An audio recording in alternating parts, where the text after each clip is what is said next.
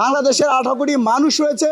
আপনি দিল্লিতে যেন তাই এই বাংলাদেশে যে অবৈধ পুশিং হচ্ছে তার বিরুদ্ধে কথা বলবেন। আমরা একই সাথে সরকারের মধ্যে আহ্বান জানাই, অবৈধ পুশিং যদি বন্ধ না হয় তাহলে ছাত্র অধিকার পরিষদ সীমান্তে লং মার্চ দিবে অথবা ভারতীয় হাই কমিশন ঘেরাও করবে। বর্তমান যে আইন শৃঙ্খলাতে অবনতি হচ্ছে, আওয়ামী লীগের তৎপরতা যে বৃদ্ধি হচ্ছে, সেই জায়গাতে সরকারকে দৃষ্টান্তমূলক কর্মসূচি নিতে হবে।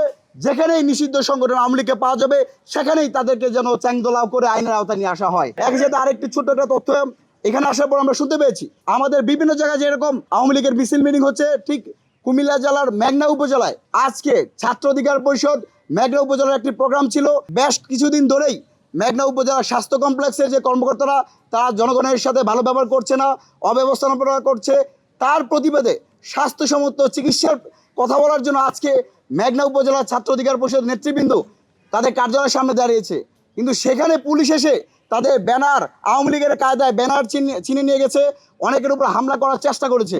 অথচ এই উপজেলায় গত 1 মাসে 5টি হত্যা করা হয়েছে, কোনো আসামিকে গ্রেপ্তার করা হয় নাই। গতকাল যুবলীগের মিছিল হয়েছে, কোনো একজনকে গ্রেপ্তার করা হয় নাই।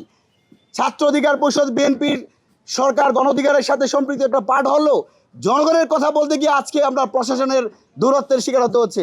আমরা আজকের এই সংবাদ সম্মেলন থেকে সরকারের প্রতি আহ্বান জানাই, পুলিশ, র্যাব, বিজিবি থেকে শুরু করে গোয়েন্দা সংস্থা বা সচিবালয় যেখানেই আওয়ামী লীগের সুবিধাভোগী রয়েছে তাদেরকে অনতি বিলম্বে চাকরিচ্যুত করতে হবে। এবং ছাত্রলীগ যুবলীগের সন্ত্রাসীদের বিচারের যে অগ্রগতি আমরা আন্তর্জাতিক অপরাধ ট্রাইব্যুনালে মাধ্যমে গত 4 মাস ধরে কোনো অগ্রগতি জানতে পারি নাই।